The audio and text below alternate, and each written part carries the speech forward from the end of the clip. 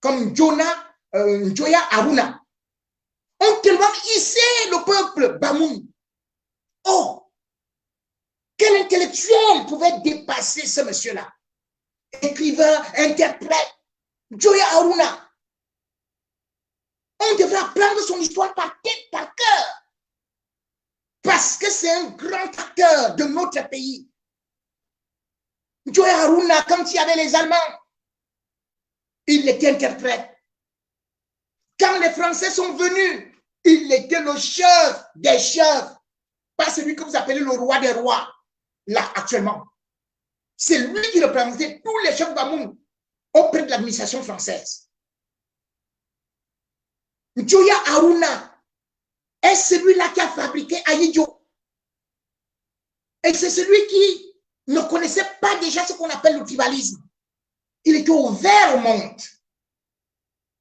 Parce que c'est un pan de l'histoire du Cameroun qu'on ne dit même pas, puisque justement, qu'est-ce qui va se passer lorsque les Français vont décider de limoger André-Marie Mbida en 1958?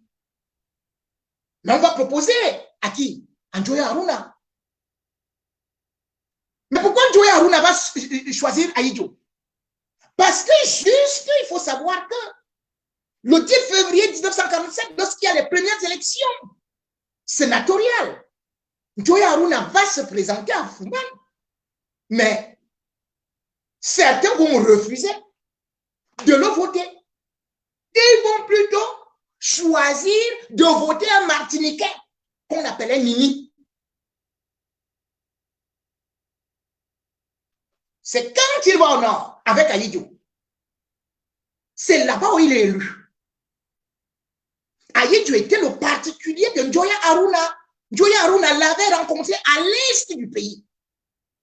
Et du coup, il avait pris comme un jeune comme ça, qu'il formait et qui pouvait aussi traduire ses discours en peul, tout ça. C'est comme ça, Njoya Aruna. Que les Français lui proposent ça, que c'est lui qui doit diriger le Cameroun, il dit, je préfère vous donner encore un plus jeune que moi. Il n'avait pas été élu là-bas, mais c'est quelqu'un qui avait cette ouverture d'esprit.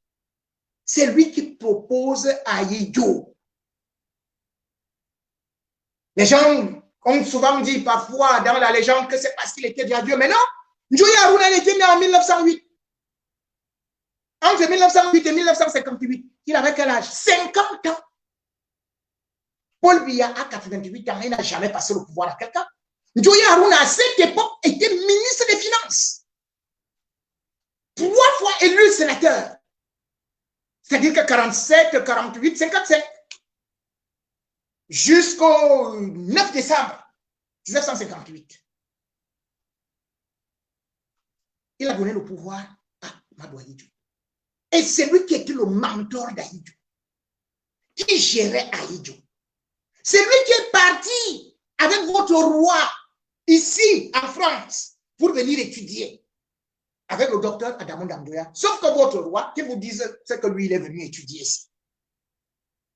Et c'est d'ailleurs lui qui a organisé les journées historiques de Fouman, qui vont se transformer en conférences de Fouman, qui vont voir la naissance de la réunification du Cameroun. Njoya Aruna. Voilà les vrais messieurs. Voilà les vrais rois. Voilà les seigneurs. Voilà les gens que nous devons considérer comme nos demi-dieux. Les routes devraient porter les noms. Voilà les gens que les vrais Bamoun respectent. Et leur histoire doit être enseignée à travers le monde. Njoya Aruna. Oui, je lui devrais toujours du respect, comme à tous les autres rois qui étaient là. Mais jamais je ne manquerai de critiquer un roi qui porte la tenue du tueur du Cameroun, le parti des flammes, le RDPC. Je voudrais achever rapidement par quelque chose, 2 sujets. Samuel Eto'o et le meeting de Maurice Kamto. Mais compte tenu du fait que un de mes frangins devrait aussi faire un direct Paul Tuta, je lui ai promis que j'allais vite couper.